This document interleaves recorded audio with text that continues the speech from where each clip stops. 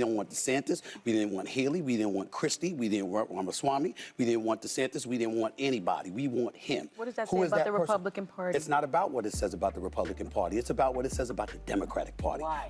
Because in the end, if you think about him being impeached twice, 34 felony counts or 34 felony convictions, and they still elected him president, it's not about him winning. It was an indictment against the Democratic Party and what the Democratic Party was offering the American citizens. We might sit up there and talk about, hey, you should be a party for the working class, which the Democratic Party was once known for. They're not known for that right now. Why? Because their message was catering towards others and towards other issues, and they forgot about the people that brought them there, that elevated the Democratic Party to what it was over these last few decades. That's why they lost. Welcome back to AllStarBuzz. Thank you for joining us, and let's begin.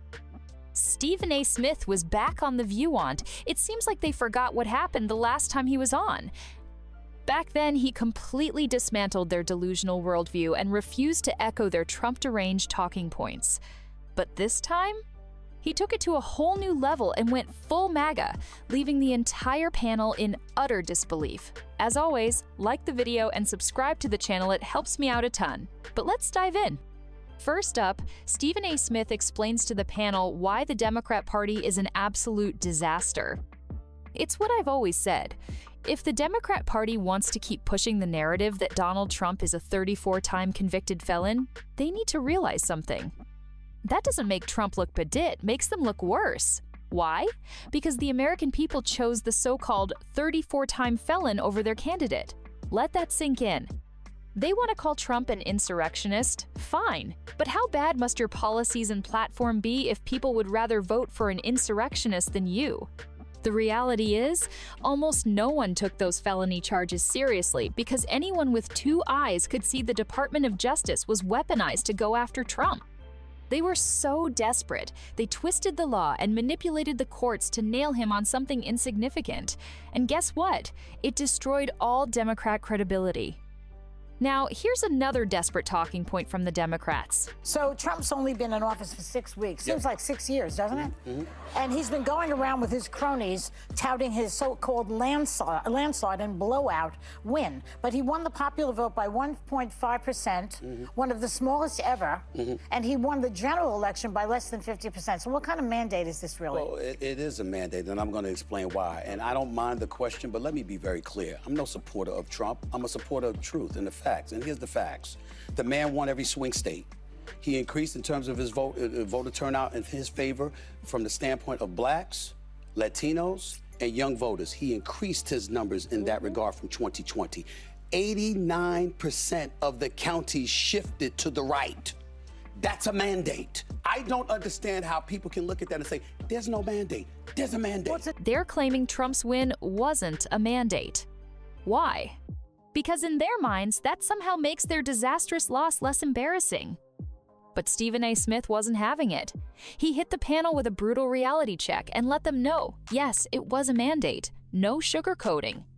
It's like the Democrats lost a basketball game by 20 points, and they're trying to claim it wasn't a blowout because, oh, teams before have lost by 30 or 40 points. Whatever helps you sleep at night, I guess. But here's the thing, it doesn't matter how you spin it. You got absolutely shellacked. And trying to argue that it wasn't as bad as people think isn't the winning message you think it is.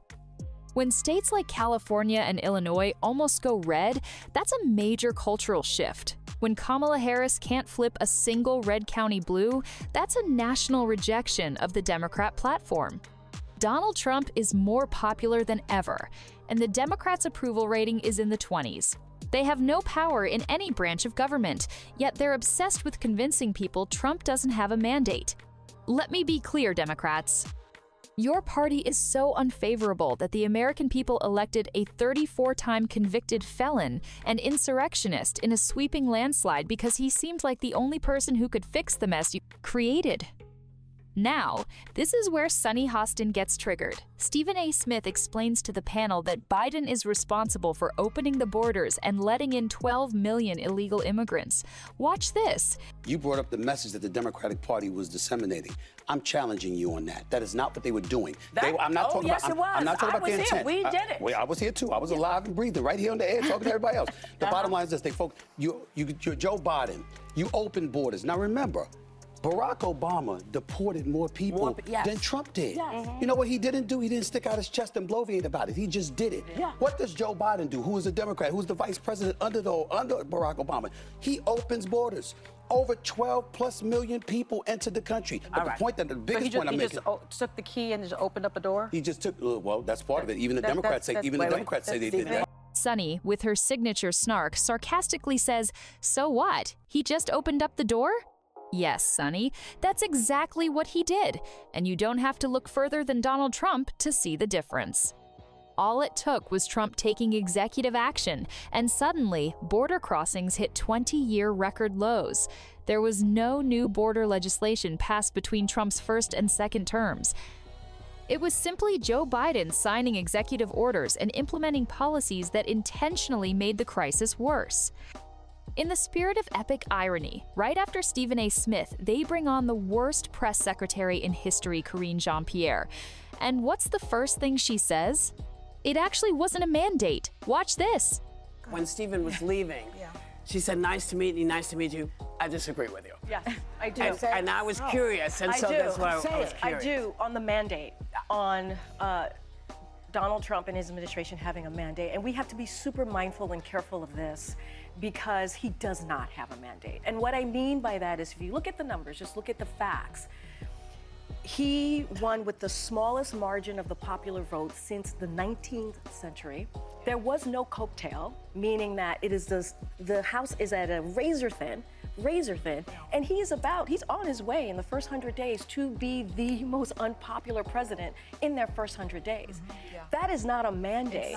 Now, I have to think they scheduled Jean-Pierre to come on right after Stephen A. Smith because they knew he was going to destroy them.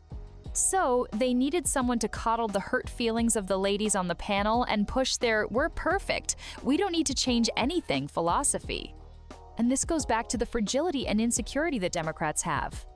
They constantly lean on being college-educated because they have to convince themselves that their monstrous student debt and useless majors were actually worth something.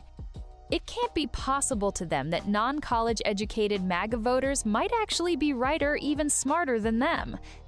Instead of reevaluating their party's stance, which would require admitting they were wrong, they're more focused on comforting their fragile egos. They pat each other on the back and say, "No, we didn't lose that bad. We were perfect. We did everything we could. It was just racism and sexism that made us lose."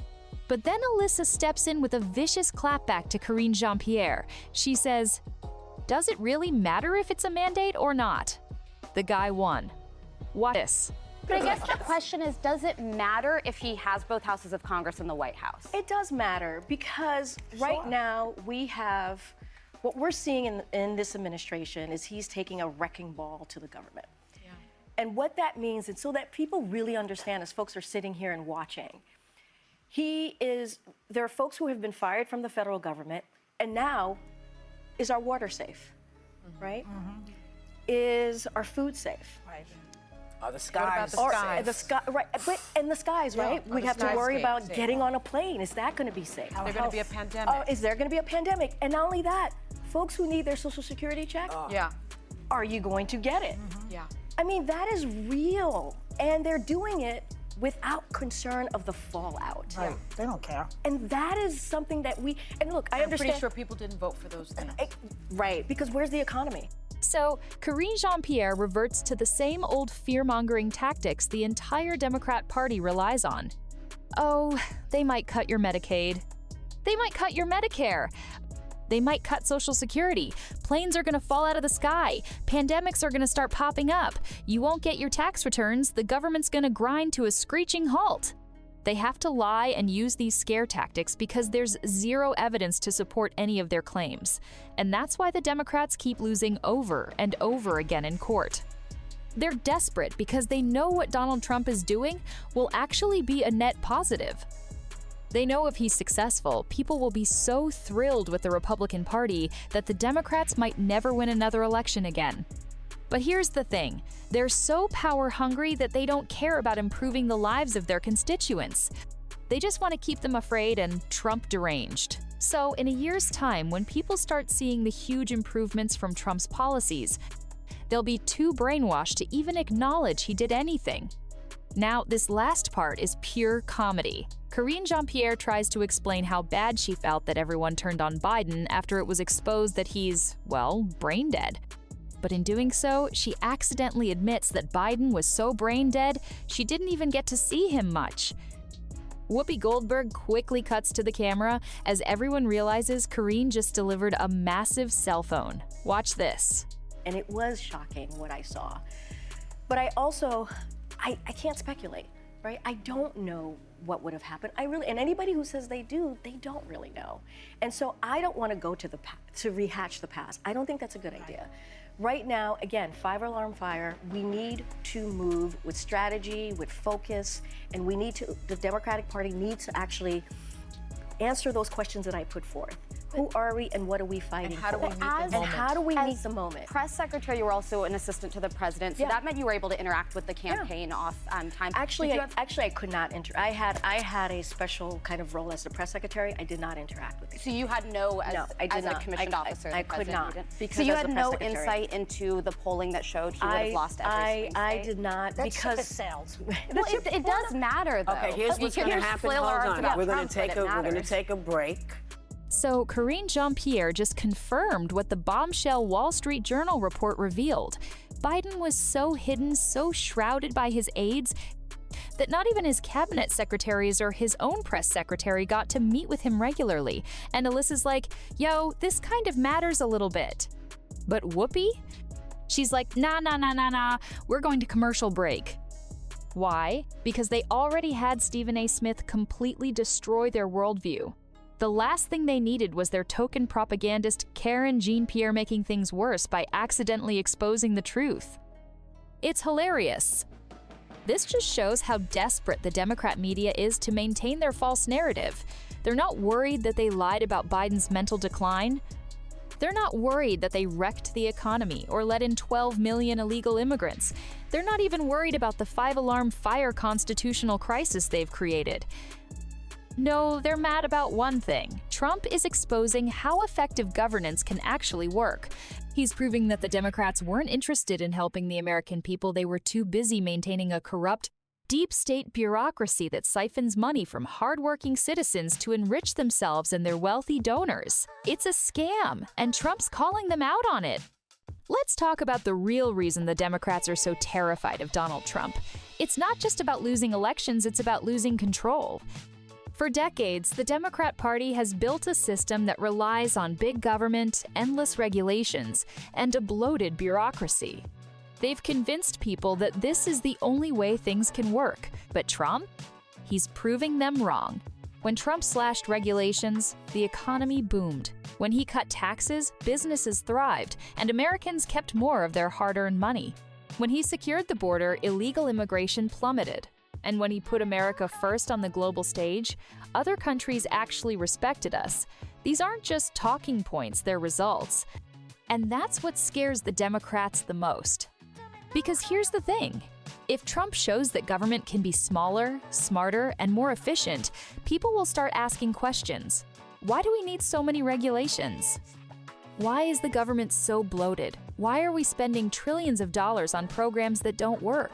And once people start asking those questions, the Democrats' entire system starts to crumble.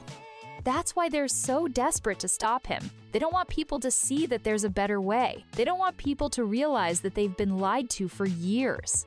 They want to keep the status quo because it benefits them, not you. And let's not forget the media's role in all of this. They're not just biased, they're complicit. They've spent years pushing the Democrats' narrative, ignoring their failures, and attacking anyone who dares to challenge them. But now, thanks to Trump, people are waking up. They're seeing through the lies, the fear-mongering, and the propaganda. And that's why the media is in full panic mode. But here's the kicker. The Democrats' biggest weakness is also their biggest strength, their arrogance. They're so convinced that they're right, they can't even imagine that they might be wrong. They think they can keep lying, keep spinning, and keep manipulating, and people will just go along with it, but they're wrong. People are tired of being lied to.